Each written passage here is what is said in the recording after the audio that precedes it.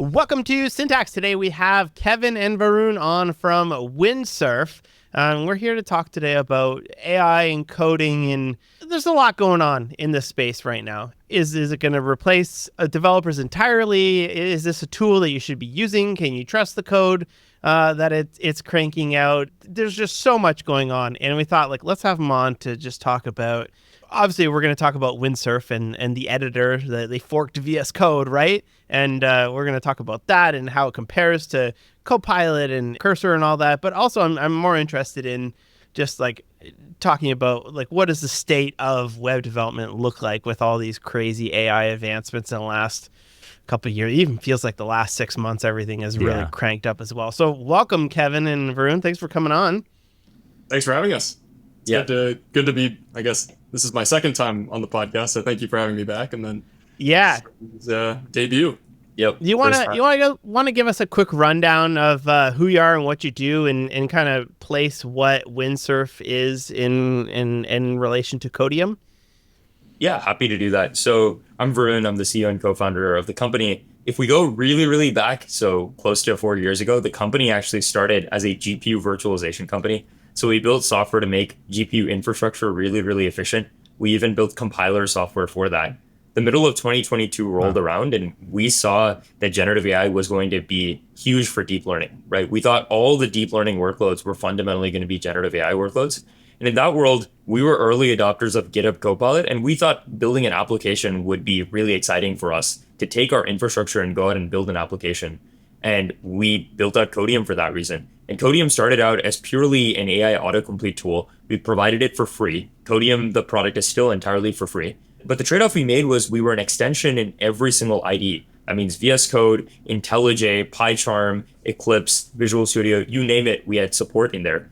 And we worked with some of the largest companies out there to not only deploy the product internally in their firewall, but also personalize the results to the private data inside the company. Our goal here was, hey, look, these models can generate sort of generic suggestions, but what happens if we could sort of do it in a way that was more personalized? And we actually trained and ran our own models to actually go ahead and do that. And just to skip to where we are now, what we felt was a couple months ago is that we felt that, hey, we could build a premier experience, and we were getting limited by what the IDE fundamentally had by being a VS Code extension. And potentially a JetBrains extension. We wanted to make a premier sort of experience, especially given where we think AI is going and how the way IDEs are going to get used are going to fundamentally change. And happy to talk about that a little bit more. And that's why we launched Windsurf actually in the last 2 months.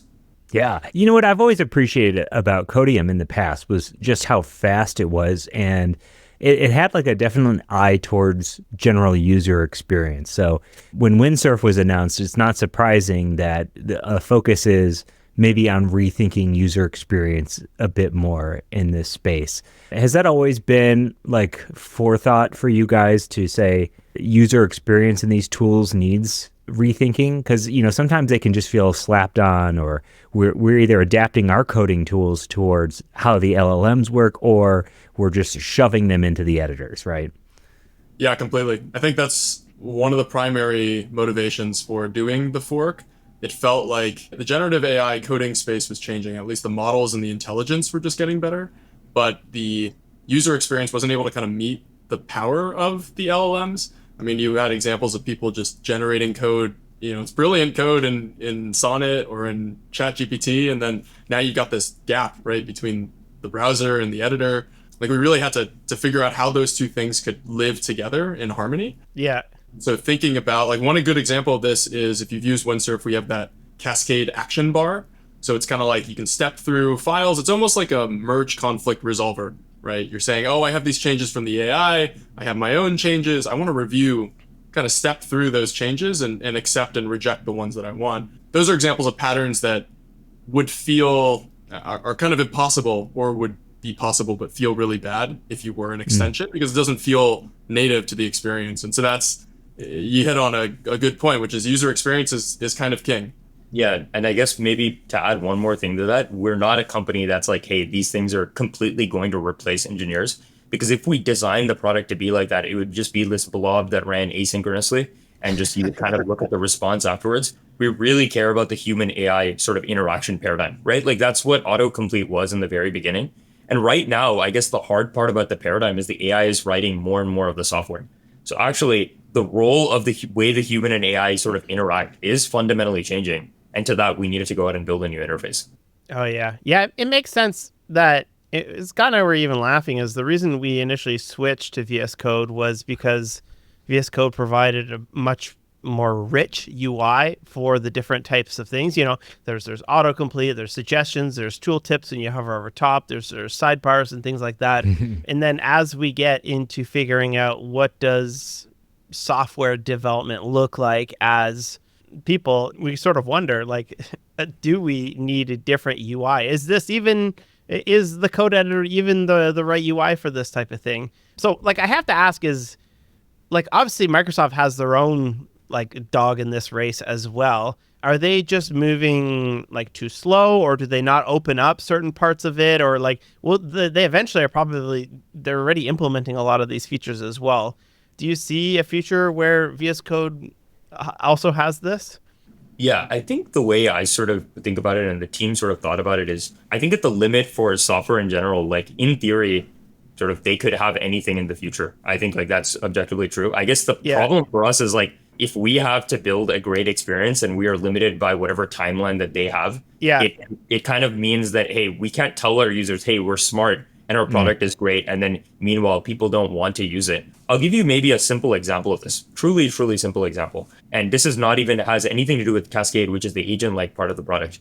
So we have this feature called super complete. And the idea of super complete is it's the next rendition of autocomplete, which actually does next intent prediction. As you're writing code, it also refactors code for you. And the way we actually ended up building that was for VS Code, because they didn't let us provide a edit sort of functionality, a passive edit functionality. We needed to go out and dynamically generate PNGs and stick them on the side and show them on the side. And by the way, they were hard to get aligned given what the font size was. And we actually noticed the moment we implemented it natively in Windsurf, the acceptance rate went up by multiple factors. Yeah. Same product, same exact product, right? Huh. And I guess the fundamental reason is because what we think is valuable to the end user may be different than what Microsoft thinks is valuable to the end user. They might think actually putting a lot of tooltips in GitHub is valuable, and putting a lot of things in VS Code is not as valuable, but that ends up indirectly hurting us, right? If that's the case. So I think we started from what is the best possible experience we could build, and we were constantly realizing that we were fighting against what was accessible in VS Code. And it was not even just because they made proposed APIs that no one else can access. They also did that. But on top of that, they just didn't have a lot of functionality that we really wanted.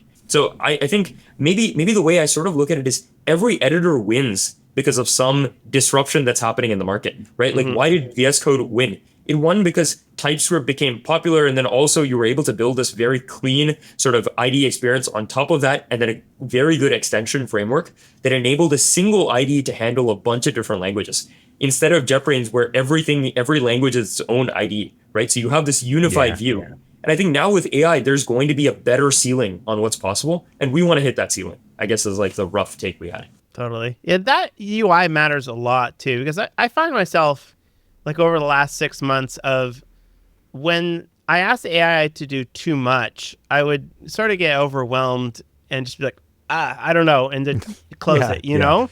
And I found myself, as the UIs get better, allowing it to do a lot more. And a lot of that has to do with like how it's actually presented to you. And that's actually kind of a funny thing as well, because, and maybe we can get into this, is how you provide context to the model is extremely important. Like, we had Kevin on, I don't know, like probably a year ago, and he was talking to us and we're like, hey, like, you're using the models that everybody else is using. And he's like, it's not just about the model. Like, we can train models and whatnot, but what's really important is about the context that you provide to it, you know? Like, what pieces of information are you giving it so that it can provide you the best possible output?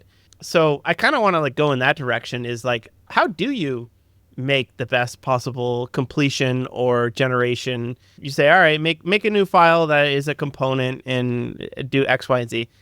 How does it know that I'm using React? How does it know to use specific camel casing and all those things that the way I code? Yeah, I think the paradigm shift with Windsurf was, so I remember having this conversation with you, and it was a lot of fun to think about and kind of audit all the areas of context that we were pulling. And I think back then we were looking at your files, we were looking at some remote repositories, but we've kind of paradigm shifted the way that we're thinking about that because Windsurf is inherently like an agentic editor. So what that basically means is the way that we retrieve context is as if a human would kind of retrieve context. So if you think at the core of the editor, there is this sort of agentic like entity that is like, okay, Wes wants to implement a new sign-up form.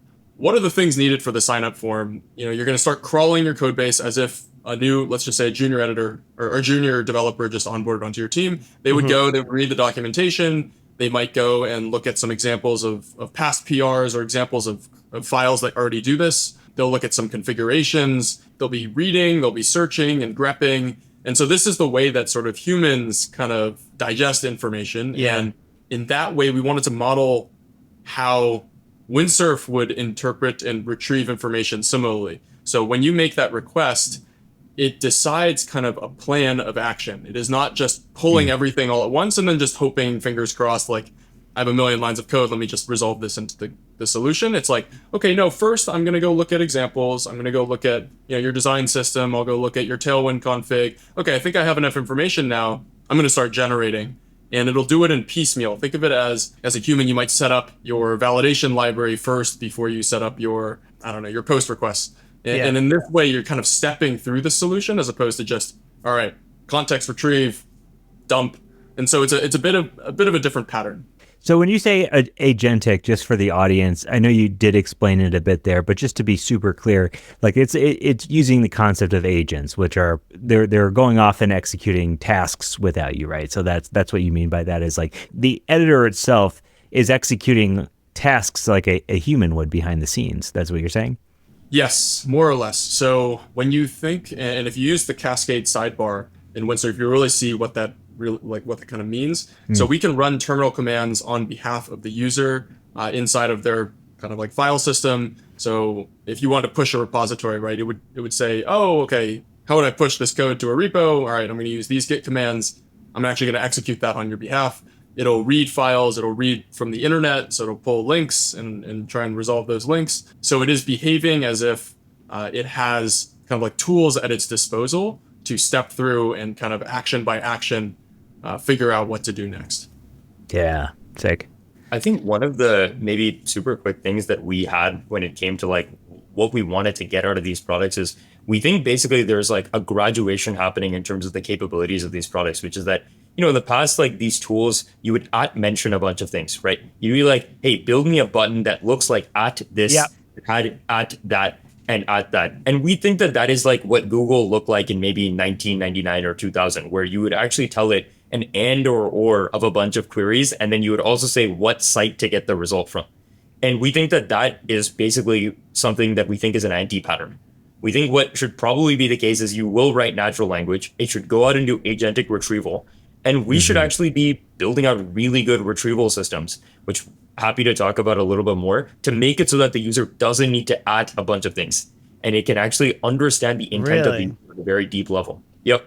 Yeah, let's talk about that because that's super interesting to me because the steps of using AI is like, oh, I use the tab thing. Yeah. And then, maybe I'll highlight some text and ask it to fix something. And then there's this sidebar where I can ask it to do multiple things, create multiple files, edit all these things, Like what I've been doing a lot lately is, like doing that tagging, like put these files into context. But you're saying that eventually we just won't need to do that. Like it will just be like a Google search where it'll just know what we want. How do you do that?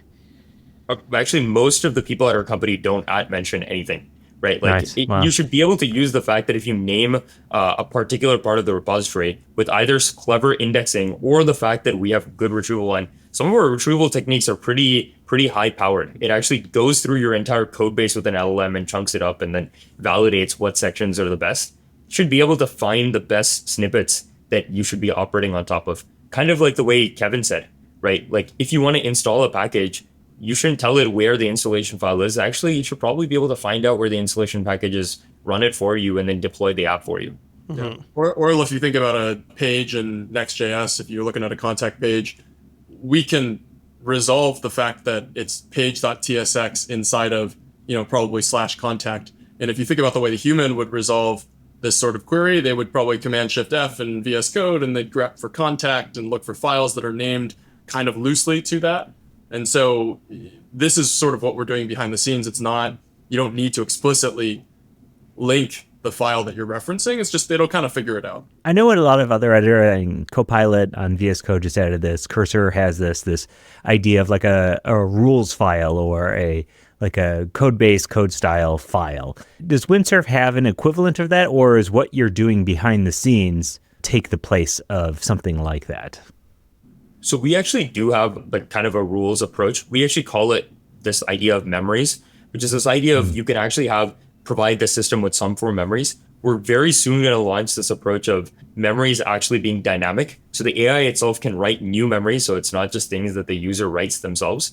But the main reason why you would want to use something like that, and this is actually just valuable to have this idea of a rule, is let's say I write a different language, or like I'm a person that's fluent in Turkish.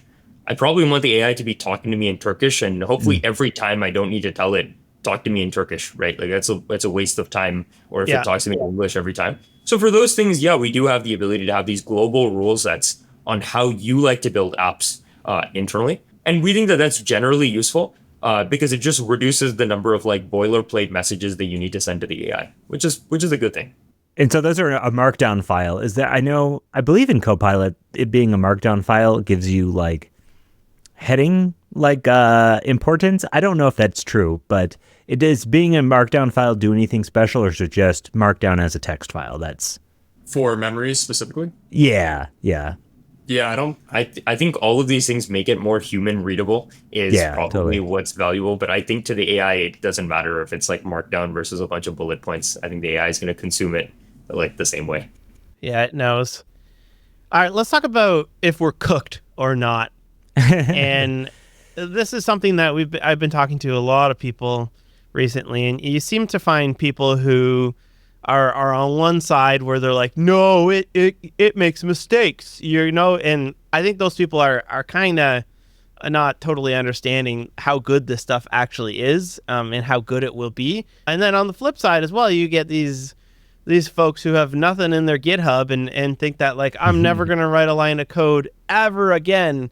I'm somewhere in the middle. I've never argued against something I'm so excited for and in favor of in my life. Often people put me as like the anti-AI guy on Twitter, which is hilarious because I use it literally all day long, but I'm trying to just have some voice of reason here. But I'm curious, with the caveat of knowing that you guys have raised a bunch of money to do the next gen of dev with AI, what does the future of being a developer look like with AI? I think it's kind of like what you said. There's like, what does the internet like? The internet likes very polarizing thoughts, right? Like no one's cool for saying the thing that is like normie. So you're going to have a bunch of Luddites that think AI is not going to be useful. Very clearly, that seems like a bad opinion to have, especially when a technology is getting so much better year over year. And then you have a people that kind of like what you're saying. Maybe they have a hatred towards developers, or largely speaking, they like to get clicks. And for them, they're like, software development is done, right? Like you're going to get those two people and they'll get the most response. It's kind of exactly what you said. It's in between.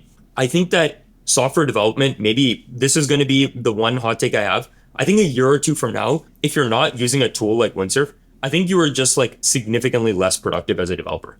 So I think what actually ends up happening is the number of developers does go up. And I'll tell you the crazy stat about this. When we launched Windsurf, before that, we had everyone at our company build an app using Windsurf. And that include our go-to-market team, salespeople that have never written a line of software.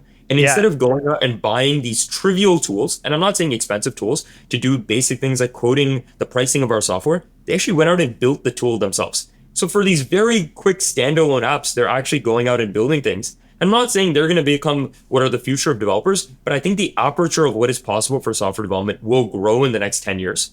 And I think the number of developers will go up.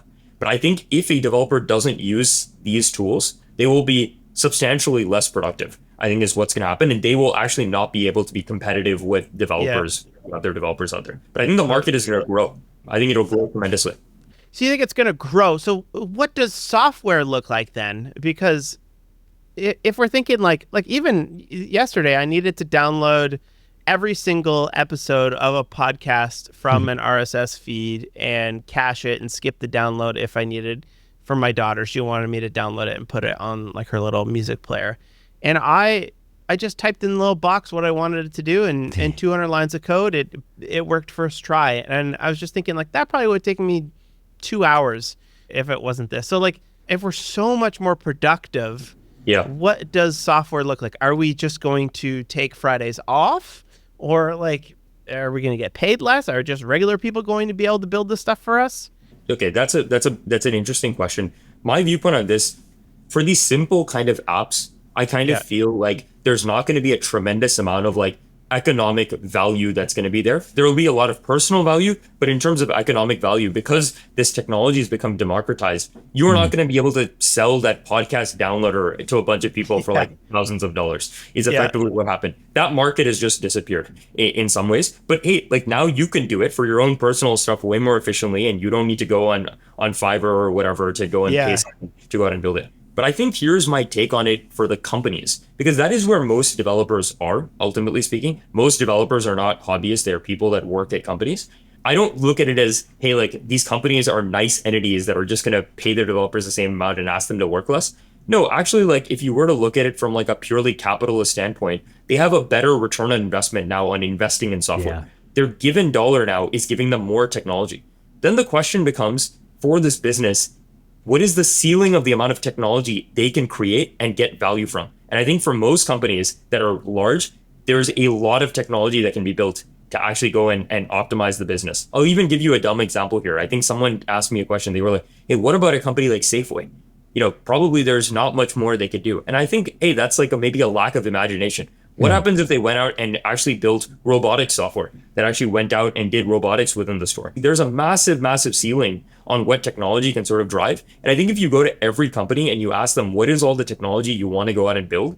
It is such a long list that they basically don't even look at a lot of the stuff out there because they just know that they can't build it. So I actually think what happens in the short term, maybe you go to the full AGI thing. I don't particularly want to give a thought about like full AGI out there. But if you look at the medium term out there, these businesses are going to see there's an investment opportunity that has a higher return on investment, and they will go out and invest more in that opportunity. That's what the rational belief should be, if that makes sense. Yeah, it does. And, you know, maybe I don't know if you saw going around the USPS website, their alert system is just somebody commenting and uncommenting different alerts out in an HTML file. So maybe websites like that will actually be able to build a real alert system at the end of the day, because their developers will have to spend less time on it. But I've noticed that entirely with myself as well. I'm not having the editor replace me or the tools replace me. Right now, I'm able to accomplish flat out more things faster and less time. And we've seen it firsthand over here at Syntax. Our producer, Randy, he created a smile detection app by himself, and he's never made anything. So it's like people can just make stuff. Like you said, it's the tools that you maybe would have made and sold and whatever. Yeah, that stuff is going away. You can't necessarily do that. But just the amount of things that we can create personally, it will increase the productivity like crazy on a personal level. Like the bar for features in software too. Like I use FreshBooks, and they don't have AI categorization for my expenses. Like I had to click on every single expense and categorize it. And I'm at a point now where I'm like, first of all, I built it myself because I just use the API, but like I'm pissed that they don't have that feature. Like that's, you can build that now, and now the bar for software. So like I'm in this spot where I'm thinking like the software will just get better. You know, it's not like we're just going to sit down and twiddle our thumbs. Be like, well, we built the CRUD apps now.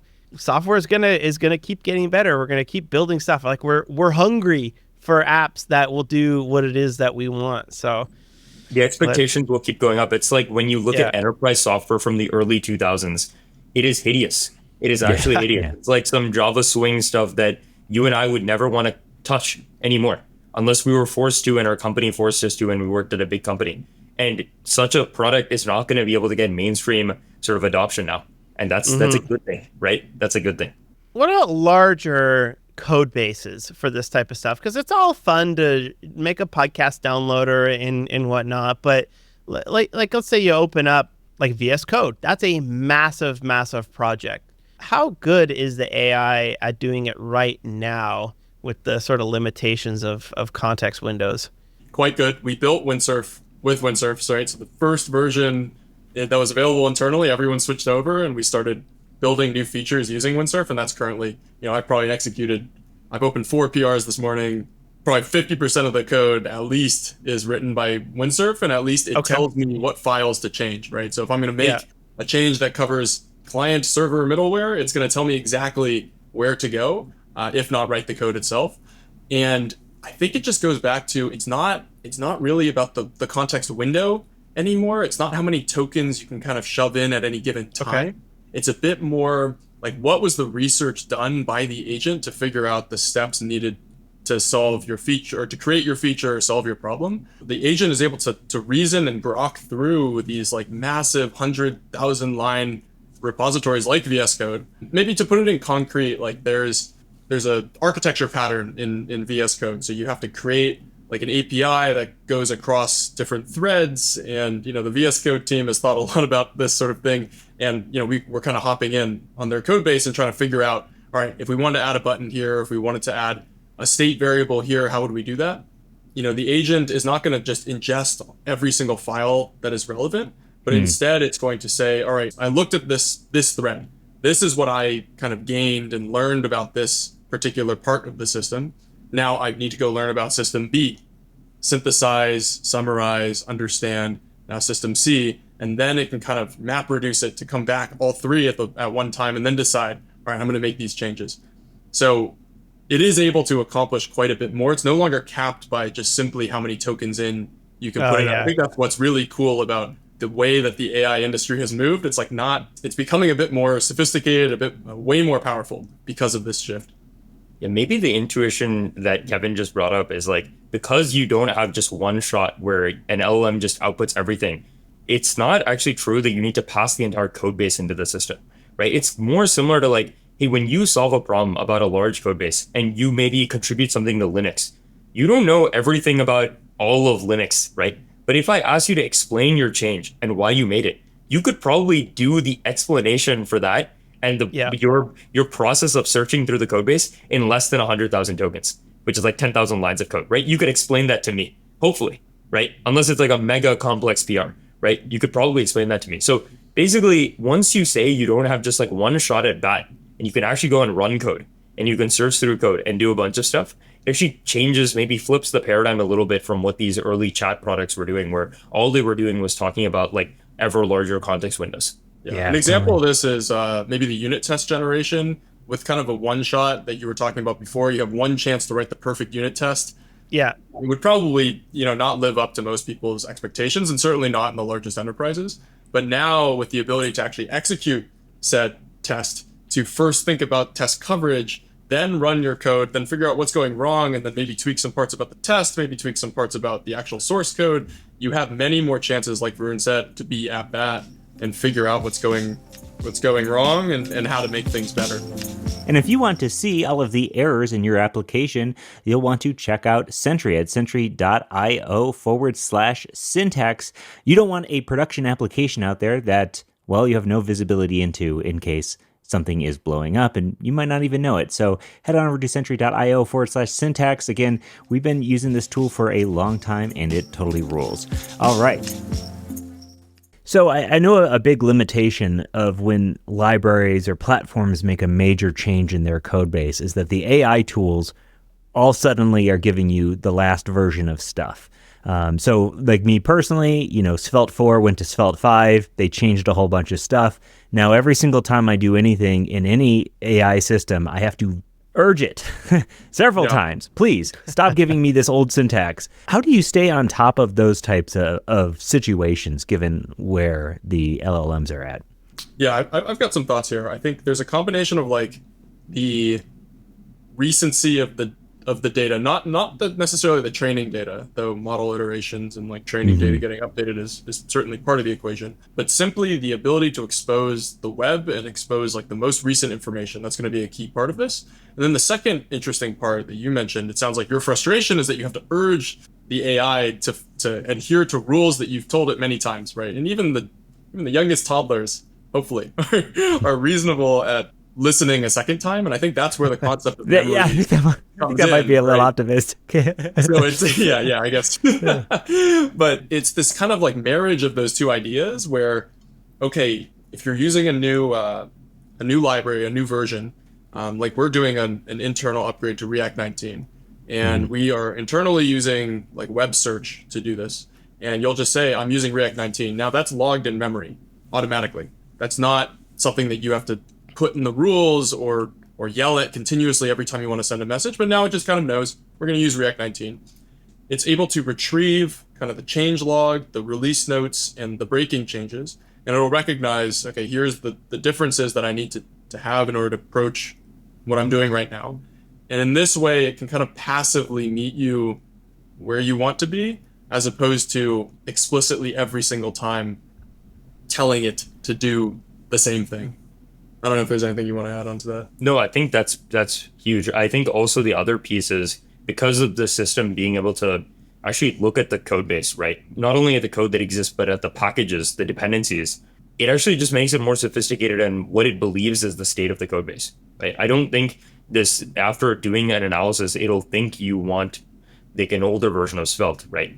Internally. But we also think there are more robust ways to get this rather than just the AI find it. Like I think what Kevin said with the idea of memories is a huge sort of approach that we could take.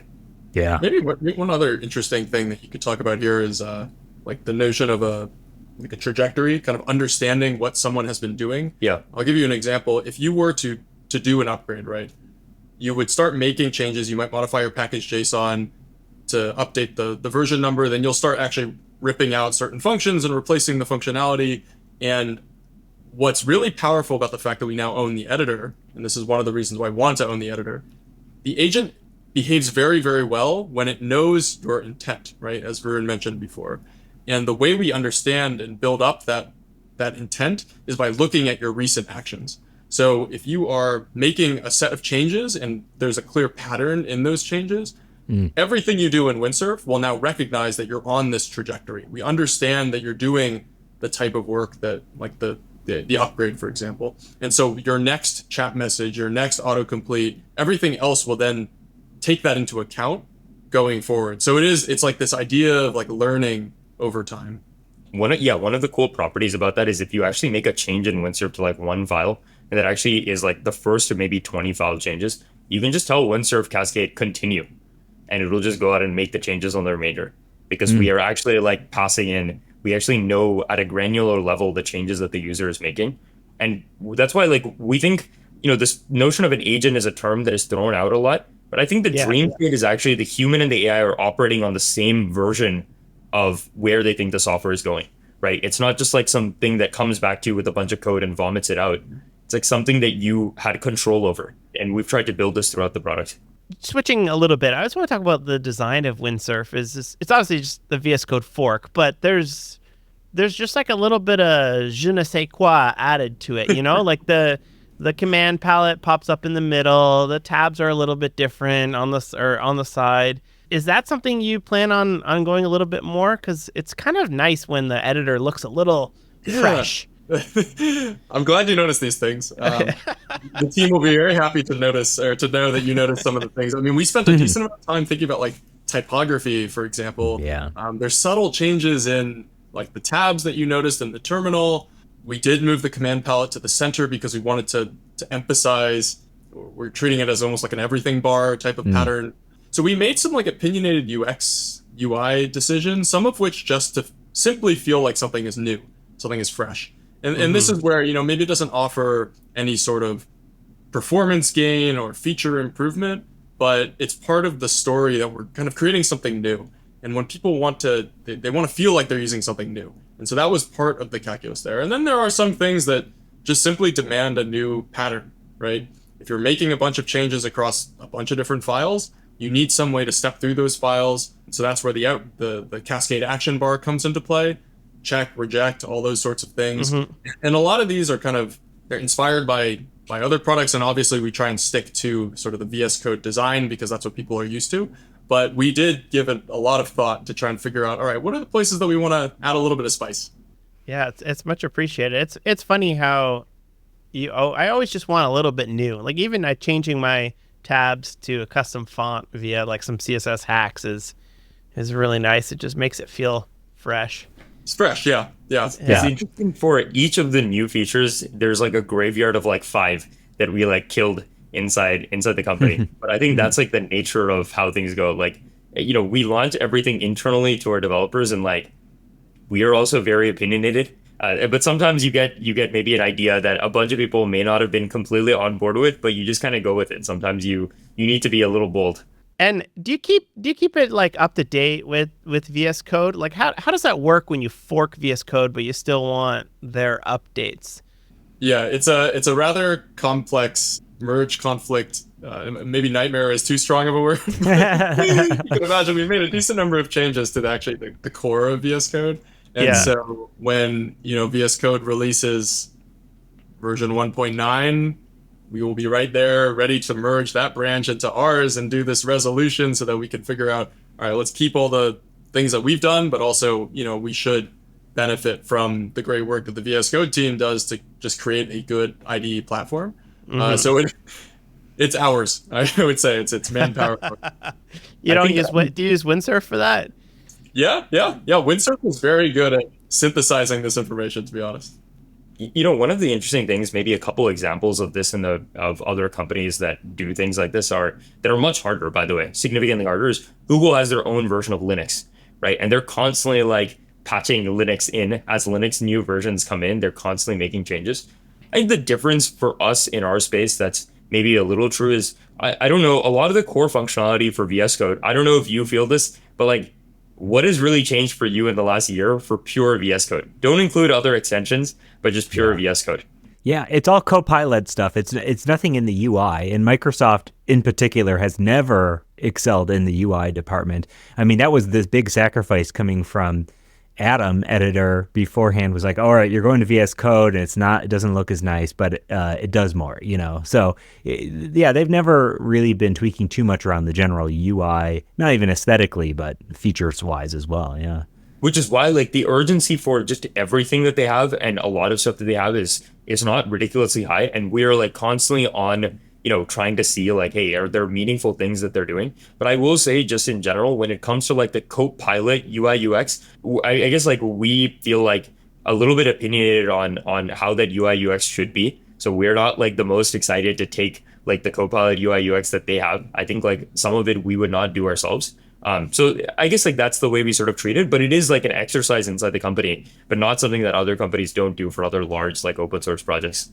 Totally. Yeah. Do you guys have like a back channel of VS Code, like a Telegram group of people who have forked VS Code? Because I was thinking about it. I was like, there's probably dozens of companies that have forked VS Code.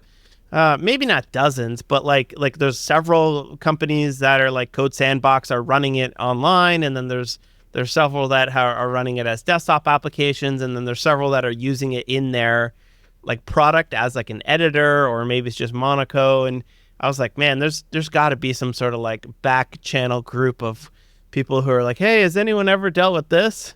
We gotta make one. But interestingly, the craziest one, going back to Google even has their own fork of VS Code inside of Google. Really? Not IDX, but their own?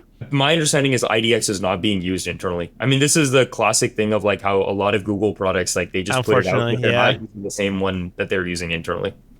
That's cool. Just like the future of AI, do you think that there's going to be any like major leaps and bounds?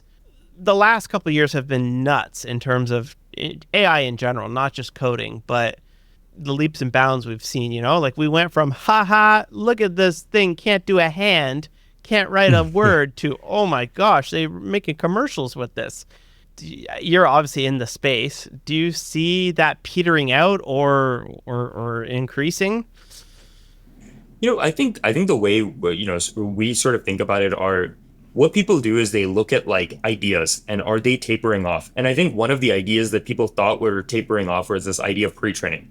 The idea of pre-training is we're going to make ever larger and larger models that have more and more compute. And that idea was petering off. And it makes sense that idea, even if it doesn't peter off, can't grow like by 100x every year. You cannot build like a 50 times larger data center like every year. That would be very hard at some point, right? Because it just from a power consumption standpoint. But human ingenuity is like very deep, right? And people want to solve this problem interestingly. And there are many axes to make these products better, right? Like using different types of tool, right? Multi-step ways of using the product. Even given the same model sizes, unlocking a lot of new value add. You see people like OpenAI, and probably many others will follow suit at this idea of like test time compute. What happens if you let the model think to itself? Granted, I think there's some trade-offs to that too. If I'm not that excited about a model thinking it's to itself for 10 minutes and giving me a response, if it could have just ran some commands and then given it to me in like 10 seconds, right? Like I would rather prefer that outcome. But I guess maybe my point is there are so many axes by which these products can get better that we will basically see like exponential improvements because of each axis getting better. Like, okay, you'll see one axis of I let the model run for longer and it's smarter. Okay, people will get better at that. They will make it so that it doesn't need to run for as long and it'll get better. It'll get better at using arbitrary tools. It'll get better at using the context length that it already has. There will be a much more efficient way of using a lot more context. Right now, to use context, most of the approaches use this approach called attention, right, which is a quadratic algorithm. So what that means is if you have 1 million tokens of context versus 1 billion, you are now plugging in 1 million times the amount of compute. So, this answer probably doesn't sound clean, but the answer really is it's going to be stacking up wins in a bunch of different stacks, all the way down to NVIDIA, right? NVIDIA is now making their data center GPUs more efficient. And all of these approaches are going to give us a different type of improvement, right? Ultimately, that is going to feel like it is an exponential improvement year over year. Yeah, singular approaches may hit a wall, but then we will come up with new approaches internally. So I'm actually very optimistic about this. I'm not of the opinion of, hey, this approach cannot scale anymore. I think that just indicates to us that we don't have enough ingenuity to think of other ways to improve the models and the products. Yeah, and even on top of that, it does still feel like super early days for interface and how we interface with these tools in general. I think we're all still learning how to interface with them and finding new inventive ways to do that. I mean, even a Copilot workspace. That's an entirely different way of handling PRs than any tool before it kind of was like, all right, we're gonna build this right into GitHub. And I think those types of approaches, I think, are only going to continue to increase as we get more and more comfortable using these things. I totally agree with you. In fact, I think the best example of this is ChatGPT. I was actually talking to Sam at some point from OpenAI and asked them like, hey, why did it take so long for you guys to come out with for the world to come out with ChatGPT, given the fact that these instruction-based models had been things that Google and OpenAI had been noodling around with for over a year or two. And it's kind of just the right interface popped up, which is crazy to think about, right? It's crazy to think about. There's also just like this massive latent potential for these products that is just much more than just what the raw model capability is. But that's just software in general, right? In general, every piece of software is a wrapper around, an AWS EC2 instance, right? So, and it's like up to people to figure out ways to build better software around that. Is there any stuff like in your labs that you just like, is there part of the company that just tries wild things? Because we don't know what that next killer way of approaching this is. I think one of the mottos we have, and Kevin can talk about his team and some product work, is like, we should be failing probably over 50% of the things we do. Okay, that's not like some glorious statement for the company. I think it's like, 3 things. I think we hire really great people at the company, but we are not omniscient, right? I don't think smart people have a monopoly over being right always. In fact, we were probably wrong a lot of the time. And I think if we are not wrong a lot, that probably means we're not trying enough ambitious things. We're doing things once they're too obvious. Yeah. Right. Or we're unwilling to change our mind on the ideas that are clearly bad, right? Which is an even worse thing. That spells imminent death to a startup. So I think we should be willing to do a lot of things and a lot of things to fail. Like we had Cascade was built on top of research that we were doing inside the company for many, many quarters, but we just couldn't crack it to make it feel like a good enough product until very recently.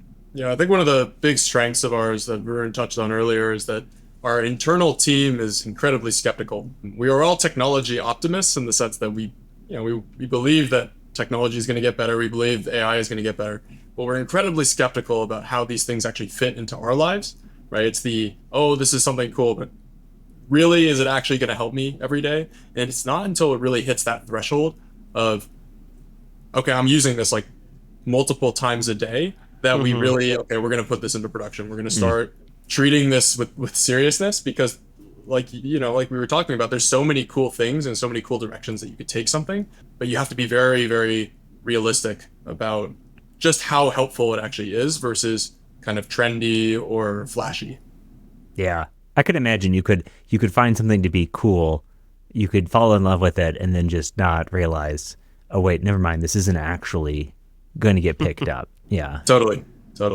Can we talk about pricing? Because I know Codeium has free forever plan. I know there's a free version of Windsurf, and then I know you launched at $10, assuming nobody in the company has ever hit the limit. And then like within a week, there was people like blowing through it, using it like it's amazing the power users go through it. So now it's $15 a month.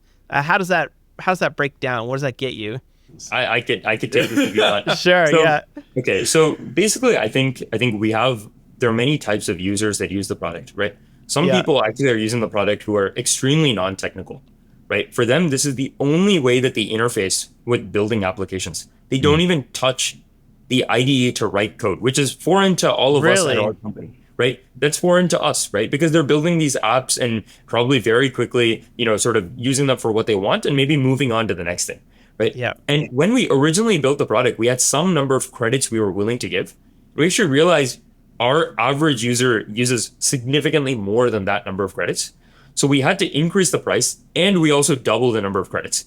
So compared to what we had before, right? So it is not a cheap product for us to run by any stretch of the imagination. But despite that, people are also blowing through the amount of usage right now for the $15 product as well. In fact, like our usage is so high, like, we've hit rate limits at the highest of highest levels for like providers everywhere right now. I think like for us, we're not the type of company that really wants to take a lot of price. I know that sounds like sketchy for a startup to roughly say, but the real reason is because we have like a real enterprise business. Like, companies like JP Morgan Chase and Dell have thousands, close to 10,000+ developers using the product right now internally. And yeah, we even won like, JP Morgan Chase's Hall of Innovation Award. And that's where we see the sort of real profitable revenue for the business coming from, right? Not from individual developers that really want to cut their teeth on AI tools. So there's like this fine line of like, we cannot go bankrupt giving our product away, but also at the same time, like we want to set like the lowest price possible that we can to get the most people using the product. I would also say we've kind of positioned ourselves in such a way where, the cost of intelligence is getting cheaper and cheaper. And I think unanimously, like if you look across the board, all the different model providers, every model is just getting better. Every product is inheriting from that. And in the same way, like we are positioning ourselves to kind of benefit from the industry trends. So the quality will continue to go up, the cost will continue to go down, the speed will continue to get faster. And hopefully, Windsurf will inherit from these things. And those three axes are really what we're working around the clock to try and figure out. That's awesome. One more thing I wanted to ask about was this whole idea of like running it in the browser, because it seemed like for a while that, and even like companies like Shopify, all their devs don't download an editor. It's all cloud-based. You just go to a website, you log in, it's your whole editing experience for everything. And that cuts down on a lot of their DevOps experience. I'm sure it's a big security thing, right? You can pull the plug and immediately if someone's fired, they don't have access to any of the code. It sort of changed now that we've got all these AI things. Will that ever be a thing with Windsurf and these editors where it will just run in the browser or run on a thin client somewhere? We actually have no problem with that in the long term to basically provide a way to run it in the browser. There's no real sort of detriment. One of the weird things that we sort of felt was, hey, if we need to make people download an app, maybe there would be some reluctance. I guess we were wrong. A lot of people are willing to download an app if they think the juice is worth the squeeze. And I guess one of the cool parts about the design of these kind of editors is they can connect to remote containers. So actually, a lot of companies, what they ultimately do is they use the dev container model, right, with remote SSH. The idea is you are connecting to another machine. And if you do cut off access to that machine, you do lose access to the code. So look, if our users ultimately tell us, hey, we really, really want this product to run in the browser, we're happy to do that. But it comes at the cost of some iteration velocity for us in the short term. But products like, the OSS version or Code OSS, which is the base of VS Code, can run in the browser, but that's largely because they are built on top of, Electron and all of these other primitives that make it easy to do so. Awesome. And kind of as a company, you gotta be a little bit focused. There's gonna be a lot of people asking for all sorts of things, right? We've all been kind of the recipient of users asking for features. Oh yeah. And the Windsurf came out like 2 months ago. And so we're really intentional. Our team is growing. It's a cracked team, but we only have so many people. And so we always have to be kind of ruthlessly prioritizing what to work on next. And, at some point, maybe web is the place we want to extend to, but right now we're pretty locked in on just the Windsurf. And I appreciate that as well, because same. you got to think like rolling anything out in like VS Code standard, probably they have to think about every single possible person, every single type of developer, like as Python developers are going to be okay with this feature because it does X, Y, and Z, or what about when somebody doesn't have a sidebar available, or what about when someone's popped out? There's so many different edge cases for that type of thing. And as soon as you start to say, okay, well, we'll also run it in the browser and we'll also do this, then it's slower to see new features and new improvements. And that's when a product starts to go, Yeah.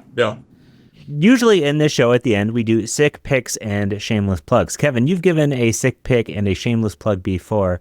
Would you both like to give a sick pick and shameless plug? I can go first because I've done this exercise before. And so I was on the train into work today. I was thinking about, I definitely have a sick pick recently. So as you two might know, I take a lot of photos. And so I recently treated myself to a new sick pick. It's called the Ricoh GR3X. It's a point and shoot, shoots raw, has film simulations and the whole thing. And I've recently been taking that all around where I go to kind of get the daily life street view film simulation type of look. And that's been a lot of fun for me. So that would be my sick pick. Something along that line. It doesn't have to be work related. Varun only works, so it's hard to. Yeah. Okay, maybe this would have been a nice one if I had cycled as much, but I really like if I could be one of the cool kids that could get the automatic sort of gear changing mechanism, the DI2 on my cycle. That's a big one. Unfortunately, like I don't have one, so that's like the topic that that's a sick wish. That's sick wish. Sick wish. Yeah. I've seen those often where there's no cable from like the gear select to where the derailleur is. And I often think like, man, that's wild. And I've seen guys change batteries out on them while they're like on Tour de France, which is crazy as well. It's crazy. You don't need to change there's only one selector. So it automatically cycles between the big rig and the little rig automatically for you. It knows which one to sort of go on, and it's a smooth experience. Perfect. I guess the hard part about all these things is the charging. It just feels like I would just be worried about the charging the whole time. Like, when do I charge this? And bicycles right now, like you don't need to worry about any of this stuff. I guess you do need to do routine maintenance and stuff like that. So sometimes. Yeah. I guess the battery introduction is always, I feel like there's that one person who at the start of the ride is like, shoot, I didn't charge my gears. And it's like, well, you're actually just screwed. You're just screwed. You're just screwed at that point. Yeah. Yeah. It doesn't just like fall back. I'm sure you could push it over, but that's crazy. I want to try this. I want to hack it. What is it? Is it Bluetooth? I'm curious what the Bluetooth. It's Bluetooth technology is. Okay, because I've been dipping into the web Bluetooth API recently, which just Windsurf it. That's my shameless.